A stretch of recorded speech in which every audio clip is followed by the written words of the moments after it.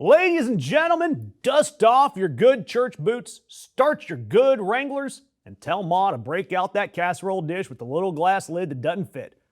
Because Kentucky is getting fancy. And I mean fancy. We are talking sweet tea served in an actual glass with a stem on it. Paper plates so thick you could shingle your barn with them. A man in a seersucker suit sweating through places the Lord never intended. Maybe somebody's going to put a sprig of parsley right next to the pulled pork, and suddenly everyone will act like the Queen of England just pulled up on a John Deere. Ladies and gentlemen, this is high society Kentucky style. Make sure you wash the truck, you hear? You best tuck in your shirt. And make sure you use a paper towel when you reach for the barbecue sauce so you don't spread that sauce all over tarnation. Hell, somebody might even bring out cloth napkins. And yes, I get it. This is supposed to be the Super Bowl of Kentucky politics with carnival games and barbecue, which, if this is the Super Bowl of Kentucky politics, to all of my Kentucky viewers, just have to ask you, are you okay? Blink twice if you don't want to play bingo while rubbing elbows with the people that are voting to close your hospitals. And yes, Saturday coming up, August 1st, in a town of about 400 people in far western Kentucky, St. Jerome Catholic Church throws a picnic. There's barbecue, a stage, and for over 140 years, every politician in Kentucky that wants to be taken seriously stands on that stage and gets absolutely savaged by the crowd who's presumably been drinking since before 10 in the morning. It's called Fancy Farm, and it is the closest thing the American politics has to a public roasting, and though I'm making fun of it, it actually sounds kind of glorious. Barbecue and yelling at politicians? I'm in. And Mitch McConnell has attended this thing for more than 40 years. He went the year they chanted retire at him. He went the year they chanted lost the Senate at him. That man stood in that heat and took it over and over because that's what's expected of you in Kentucky. And of course, remember, if you're in Kentucky, blink twice if you need help. But Mitch McConnell proved, finally, after all of the speculation, that he is totally fine and that he's ready to lead in the Senate by announcing this week that he's not going to Fancy Farm. And that normally would just be sad, except for one thing. Fancy Farm is on August 1st, just 2 days before August 3rd. And if you've caught any of my coverage on this, you already know exactly why August 3rd is important. And to catch you up, Kentucky law says that if that Senate seat is vacated before August 3rd, it triggers a special election, an actual ballot, in a year where Democrats have been flipping special elections all over the country in a state that's already run by a popular Democratic governor. Yet if you vacate it after August 3rd, no special election. The seat just sits empty until January.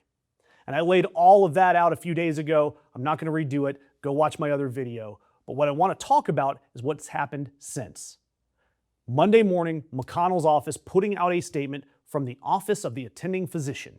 And that statement says that McConnell's been doing strenuous physical therapy multiple sessions a day to rebuild his strength and reduce his risk of future falls. And it notes that he had childhood polio, and that's a significant factor in his mobility. And it says that physicians are visiting with him every day. And then it says the important line.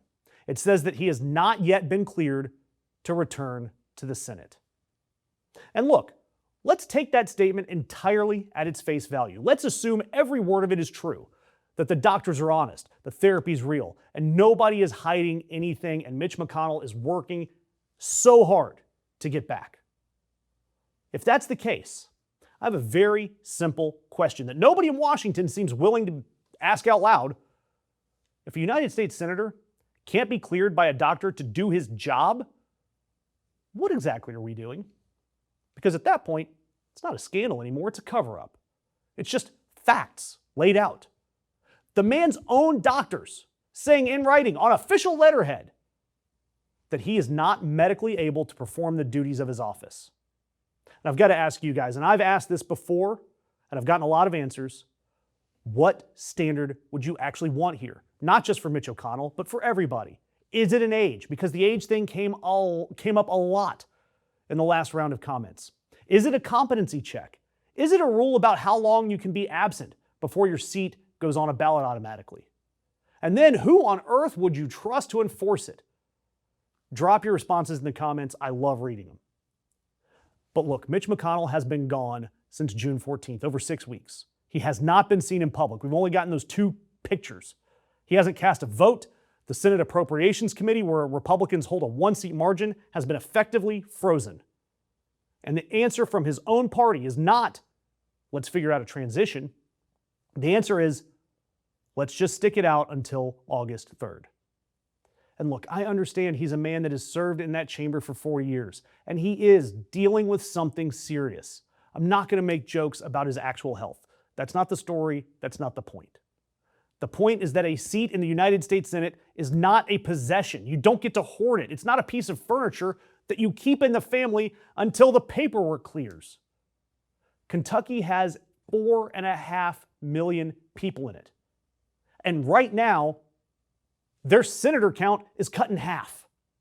The fact that the people of Kentucky are running at half representation, and everyone involved seems perfectly comfortable with that, as long as the calendar cooperates.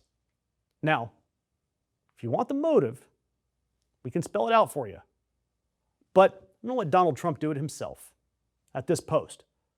Last Friday, posting where he asks the Senate to adopt a budget resolution before they leave for their August recess. AKA, he wants as much of that SAVE Act crammed into this bill as possible. And he needs the votes. Republicans are 53-47, and the Senate, they leave August 8th, and they don't come back until mid-September. So when you line up the dates, August 1st, skipping the picnic, August 3rd, the special election deadline, August 8th, recess, and the president publicly demanding a vote before all of it. Every one of those dates is essentially protecting that same number, that same narrow lead. And I would feel a lot better about this official story if Mitch McConnell's own hometown newspaper hadn't published his obituary while he's allegedly still breathing. Yeah, the Louisville Courier-Journal running a column by Joseph Girth calling this article a pre-obituary. And Girth says that his reason for writing it while McConnell is still alive was that he didn't want the "how dare you speak ill of the dead" response, because he saw that with Lindsey Graham. So he decided, let's just say it out loud where McConnell presumably could read it. And what he said was that McConnell will be remembered as every bit as detestable a figure as Richard Nixon. For 2 things: the Supreme Court, and for refusing to hold Donald Trump accountable when he had the vote to do it. And Girth closed his column with, quote, "Whew, I'm glad I got that off my chest while he's still alive." And if you're Mitch McConnell, that is a hell of a thing to read while you're in physical therapy. But it is also the question everyone keeps dancing around. Why won't they just let the seat go? And it's because for 4 decades, that seat was never really about Kentucky. It was only a number. And the people who learned that from Mitch McConnell learned it very, very well. And that's why I'm asking that you hit that notification icon, because August 3rd, it's just a few days out, and I promise you the health updates are going to get remarkably chatty on August 4th.